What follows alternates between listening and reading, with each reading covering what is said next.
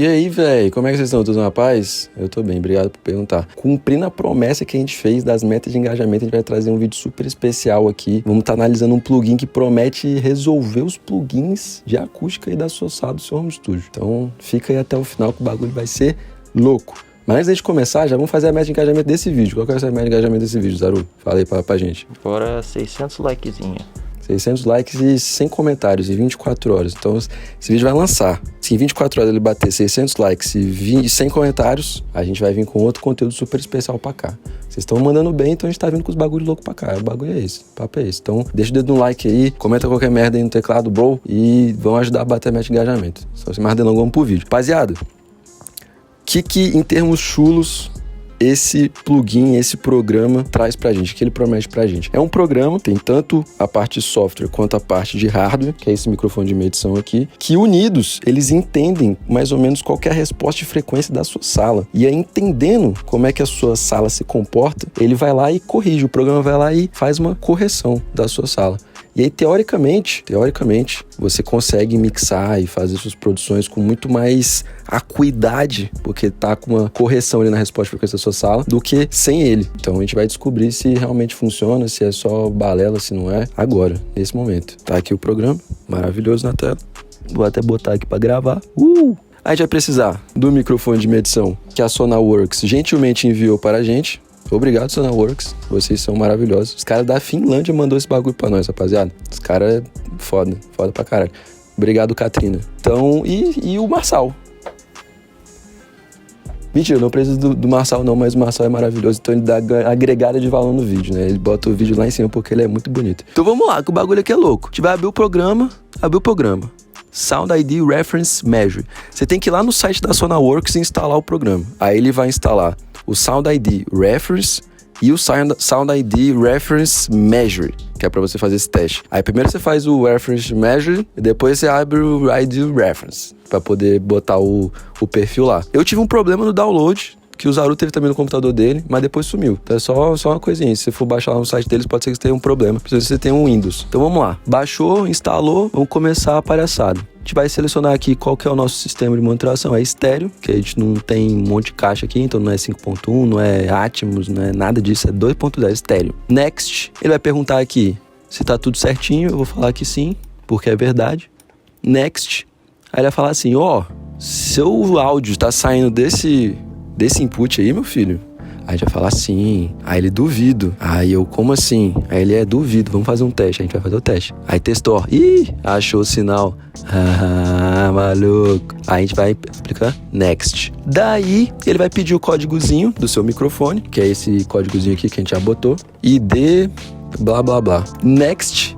E ele vai falar assim, seu microfone, ele foi calibrado com essas configurações aí, Então, o próprio microfone tem uma resposta de frequência. Isso tem que ser considerado no teste, né? Porque tanto o instrumento de medição quanto o que vai ser medido precisam ter a resposta de frequência dele ali considerados no bagulho. Então, tá super certo. E a gente vai clicar em Next. Aí o bagulho vai começar a ficar doido. Primeiro a gente vai testar aqui se tá tudo funcionando. Left speaker.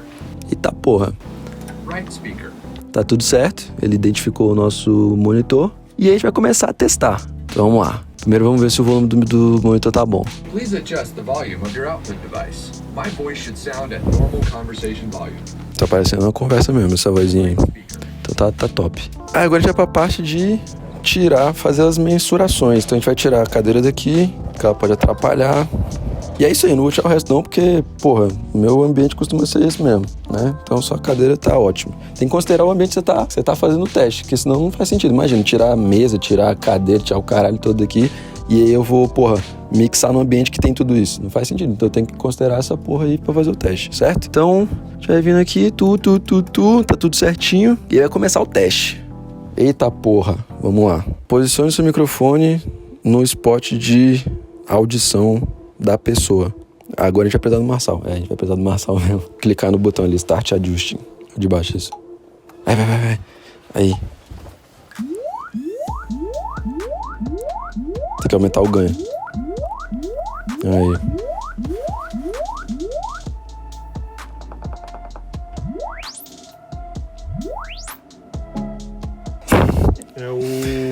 É a porra do ar, né?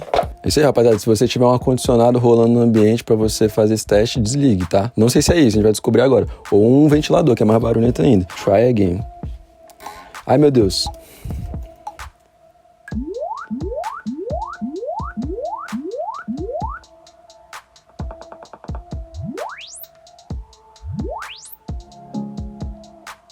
Filha da puta, era mesmo, viu? É isso aí, rapaziada, era o ar. Então a gente vai em next, aí ele vai falar assim, você quer o sistema de mensuração imperial ou BR? Traduzindo aqui livro. Que porra de imperial, caralho? É métrico mesmo, que é BR, caralho. Aí agora a gente vai fazer a medição ali no monitor. Tem que ficar bem pertinho do monitor. Você vai posicionar o microfone de 1 a 2 centímetros, mais ou menos do tamanho de um pênis. E aí a gente vai botar pra mensurar, vamos lá. Stay where you are. Measurements in progress.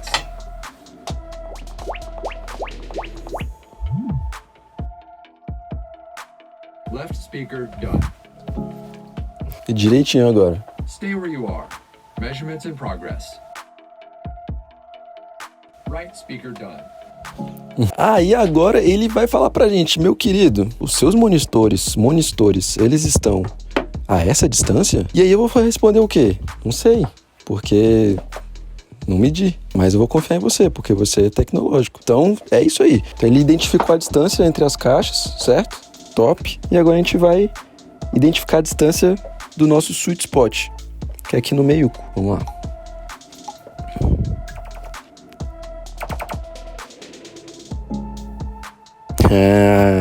Então ele me achou, vamos ver agora. Falando, você está a 118 centímetros das caixas? Também não sei, mas é isso aí.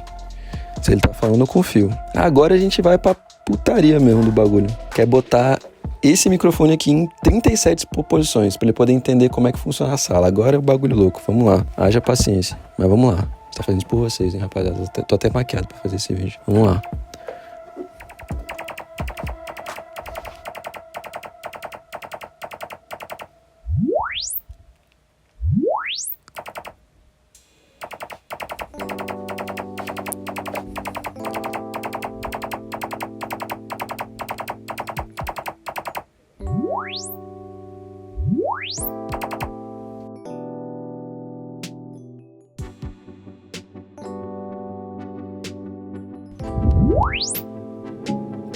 Porra, conseguimos, caralho, acabou. E aí a gente vai ver os resultados. Ai, meu Deus, será que eu clico? Será que eu não clico? Eu só vou clicar se você deixar o like. Eu tô botando a minha reputação em jogo aqui. Mudou lá se...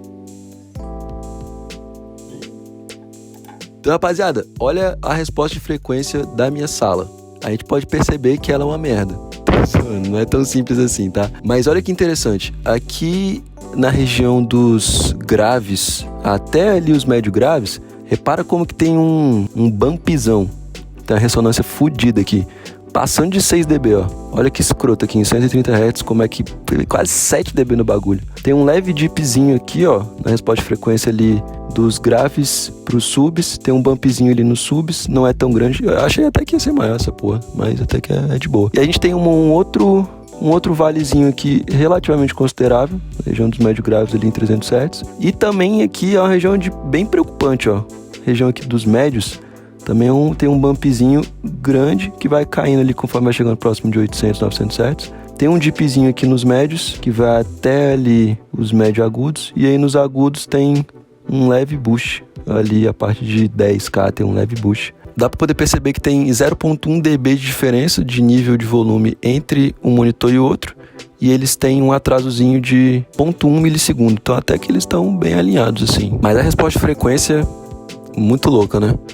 Por que será que isso acontece? Essa sala é pequena, não tem um planejamento de um engenheiro acústico, tá ligado? Então é um tratamento básico que funciona, mas é básico, que não teve cálculo para ser feito e é uma sala pequena e cúbica, então isso é de se esperar um resultado desse aqui. Beleza, a gente vai salvar e finalizar. E é isso aí. É isso aí, esse é o teste, essa é a resposta de frequência da sala. Então a gente vai aplicar ela aqui no nosso Sound ID Reference. A gente vai abrir o programa. E aí ele vai dar as opções aqui pra gente. A gente vai escolher essa que a gente acabou de calibrar, ó. Tá aqui a data da calibração, tá tudo bonitinho, legal. E você pode ou deixar o sistema de calibração desativado ou ativado. Essa é a resposta de frequência com ele ativado, certo? Agora a gente tem que fazer o teste prático. Então, daqui a um tempinho eu vou voltar aqui e falar como se fosse uma outra pessoa. Mas vai parecer que nem passou muito tempo, porque vai estar editado. Então vamos lá, uma semana se passou, a gente testou aqui o Sonarworks Reference. Testamos em algumas mix e a melhor forma que a gente achou assim para poder comparar como é que era a vida antes do Sonarworks e depois do Sonarworks foi comparar algumas mixagens que a gente tinha feito. Então, tenho 2 mixagens aqui, até achei interessante pegar uma mixagem mais antiga minha, mixagem, sei lá, que eu fiz no ano passado, e aí meio que refazer essa mixagem usando o Sonarworks Reference desde o princípio, tá ligado? E uma mais nova, uma mais recente. No caso, foi uma mixagem que eu fiz na semana retrasada, e aí na semana seguinte, com o teste do Sonarworks, eu refiz ela. Então, acho que a melhor forma da gente entender melhor, assim, se foi uma coisa benéfica ou não, é mixando 2 músicas, uma sem o reference e outra com o reference, tá ligado? Então, vamos dar uma ouvida aqui. Essa primeira música que a gente vai ouvir é uma música que eu mixei em um tempo mais longínquo, digamos assim. Então tem muita coisa que eu aprendi nova, tem muita coisa que eu aplico e faço de forma diferente na mixagem. Então tem esse contexto, mas foi uma mixagem sem o reference e com o reference. E é interessante também entender que essa mix que eu fiz, essa primeira que a gente vai mostrar aqui agora, essa mais antiga, eu tinha acabado de mudar para essa sala e tinha acabado de comprar as Neumann. Então eu tava me adaptando ainda a algumas coisas. Talvez tenha uma discrepância razoável aí, muito por causa disso. Mas é interessante a gente comparar. Então, essa versão aqui, ó, eu vou até pintar. Essa versão rosada aqui é a sem reference, e essa roxinha é com reference, beleza? Nessa primeira música. Então vamos ouvir primeiro sem e com. Então, sem agora. Block virei viking, e ela sabe jogar pra mim. Olha pro cofre, tá cheio de jeans. Progresso pros manos que tavam aqui. Sabe por eles não vou. E com o reference. Sabe que o treino vai resistir. Aperta mais um pra se divertir. Contando os blocos, virei viking, e ela sabe jogar pra mim. Olha pro cofre, tá cheio de jeans. Progresso pros manos que tavam aqui. Sabe por eles não vou.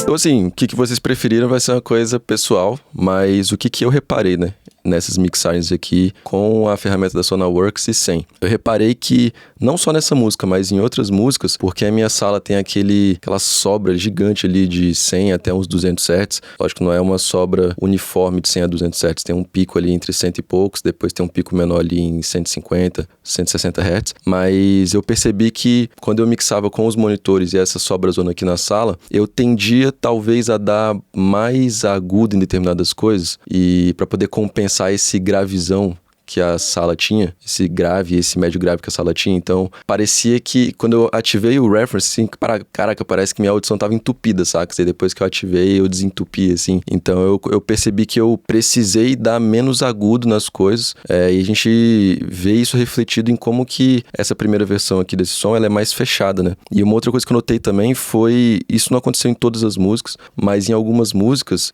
o grave, ele dá uma certa sumida, tanto em outros sistemas de monitoração, como em alguns contextos ali no próprio Spotify, quando a gente chupa pra lá, por conta dessa sobra que eu tinha na sala. E eu comecei a reparar que tendo uma correção ali da resposta de frequência naquela região foi muito benéfico pra mim em relação ao low-end, principalmente o low-end de músicas como essa, assim, que é só o 808 batendo ali e tal. Então eu tive uma maior precisão, achando de fato qual que era a região de mais impacto de grave ali daquele 808 e tal, usando o reference do que sem ele. Então, enfim, deixa aqui nos comentários qual que foi a versão que vocês preferiram dessa música, se foi a rosinha da Cordão de Vivi ou se foi a roxinha. E uma versão mais recente de músicas que eu mixei foi essa aqui. Eu vou pintar de amarelinho a versão agora com o reference e de verdinho a versão sem o reference. Então, essa verdinha eu fiz tem mais ou menos umas 3 semanas e essa amarelinha eu fiz na semana de teste do reference, foi semana passada. Então, vamos comparar aqui também. Vamos começar sem o reference.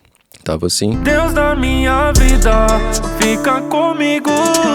Sou a tua casa, mora em mim. Deixa eu te dizer o que eu preciso, Pai. Eu preciso do Senhor. Yeah. Drogas, mulheres, nada disso me atrai. O mundo é de ilusão e o foco é na prosperidade. O que foi ligado no céu é ligado na terra. Nessa é interessante que talvez eu tenha Eu acho que eu preferi essa versão verde do que a amarela, que eu vou me posicionar assim mesmo. Eu preferi a versão verdinha do que a amarela, ou seja, sem o reference do que com ele. Mas foi uma música também que eu mixei a maior parte do tempo no fone e só conferi depois nas caixas. Então eu acho que a voz tá melhor projetada aqui na versão sem o reference do que com. Mas o interessante, novamente, o low end, né? Repara como que o low end ele tá mais grave, mais presente, mais contextualizado talvez aqui na versão amarela do que na verde. Ó, repara na versão verde sem o Sonarworks. O que foi ligado no céu é ligado na terra. Pra que ter várias do meu lado se nenhuma é ela? Na versão amarela com o Sonarworks, como que o sub e o grave estão mais bem posicionados, assim. Então eu acho que a correção ali naquela região que sobra aqui na minha sala ajudou muito nisso. Então acho que principalmente quando for eu traduzir para um falante de celular menorzinho, talvez essa questão do low end aqui que o reference me ajuda a corrigir seja mais interessante do que usar sem ele, né? Então, na minha humilde opinião, o que eu achei, né? Juntando esses testes com outras coisas que eu percebi, assim, também. Não é uma ferramenta que vai corrigir a sua falta de tratamento acústico no seu home studio. Então, se por algum motivo a própria empresa ou outras pessoas deram a entender que essa era a finalidade dessa ferramenta, eu acho que eles ou estão sendo levianos ou eles